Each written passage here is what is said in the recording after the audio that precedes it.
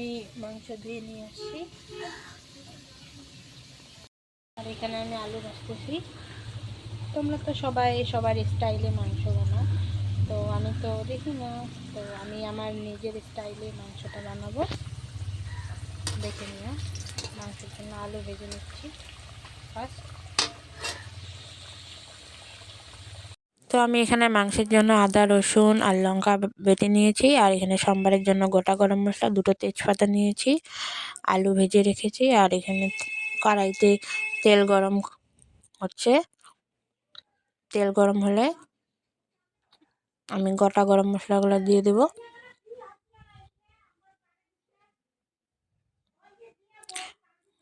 তেজপাতা দিয়ে দিলাম, তারপর গোটা গরম মশলাগুলোও দিয়ে দেব। তারপরে এটা একটু ভাজা ভাজা হলে আমি এখানে পেঁয়াজ দেব। আমি সাধারণত আলু দিই না মাংসে, ভালো লাগে না, বাট আজকে দিচ্ছি কারণ মাংসটা একটু শুকনো করব, তো খাবার টাইমে আলু হলে ভালো হয়। তো আমি পেঁয়াজ দিয়ে দিলাম, পেঁয়াজটা একটু ভেজে নেব ফার্স্ট, তারপরেই আমি এখানে মাংস দিয়ে দেব। তো পেঁয়াজটা ভাজা হোক, আমি যতক্ষণ আমি ওয়েট করি।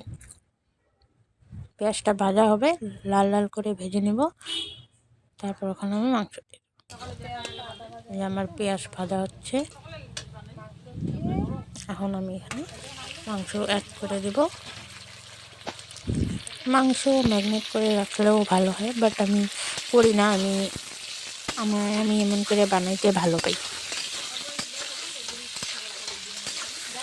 পেঁয়াজ ভাজা হয়, তারপর মাংস দিয়ে দেব।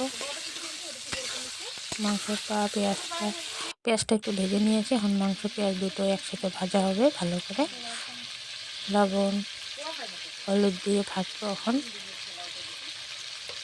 লবণ হলুদ দিয়ে মাংসটা ভালো করে ভেজে নেব, কারণ ব্রয়লার মাংস যদি ভালো মতন ভাজা না হয় তো একটা স্মেল থাকে। আমি এই জন্য ভালো করে ভেজেও নিই, তারপর আমি আবার মশলা দিয়ে মাংসটাকে ভালো করে কষিয়ে নিই। এখন আমি হলুদ দিয়ে দেবো। হলুদ দেওয়ার পর মাংসটাকে সুন্দর করে ভেজে তারপর ওখানে মশলা দিয়ে কষাবো, একটু ভাজা হোক মাংসটা।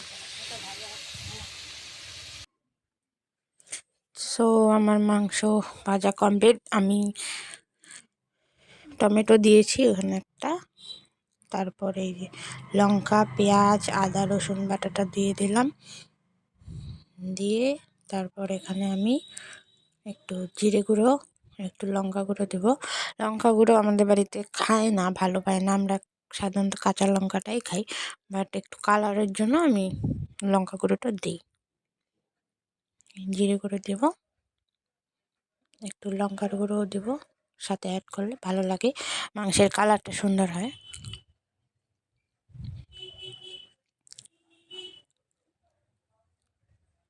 এটা সুন্দর করে কষাতে হবে, মাংস কষালেই ভালো টেস্টি হয়।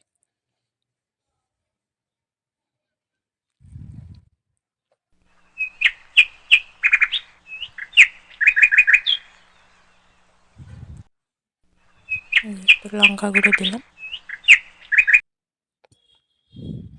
কালারটা ভালো আসবে লঙ্কা গুঁড়ো দিলে। তারপর এটাকে আমি ভালো করে কষে তারপরেই আমি এখানে একটু জল দেব, জল দিয়ে একটু জাল করব, তারপর আমার মাংস কমপ্লিট হয়ে যাবে। সো আমার মাংসটা কষানো কমপ্লিট হয়ে গেছে, এখন আমি এখানে একটু জল অ্যাড করব, জল দিয়ে একটু ভালো করে নেড়ে তারপর এটা যখন একটু কি জাল হবে তারপর আমি এটাকে নামিয়ে নেব। এখানে আলু অ্যাড করে দিলাম, না হয় আবার ভুলে যাব আলু দিতে। আমি আলুটা দেরি করে দিলাম কারণ এখন আলু তাড়াতাড়ি সেদ্ধ হয়, আমি যদি আগে দিই তো সব গলে যাবে আর ভালো লাগবে না মাংসটা খেতে। সো এই জন্য আমি একটু লেট করে দিলাম, একটু একটু জাল হলে আমি নামিয়ে নেব মাংসটা, আর আমার মাংস কমপ্লিট হয়ে যাবে।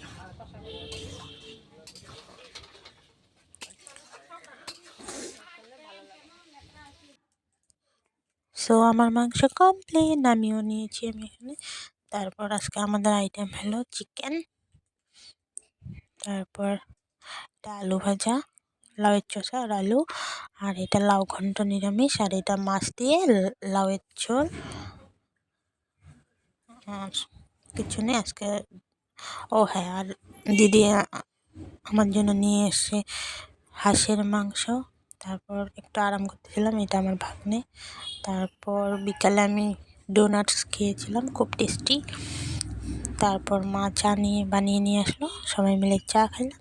দেন ভাই ভাই ভাই ও হ্যাঁ, রাত্রে আমি এগুলো করেছিলাম, বুঝিয়েছিলাম। কেমন লাগছে জানিও।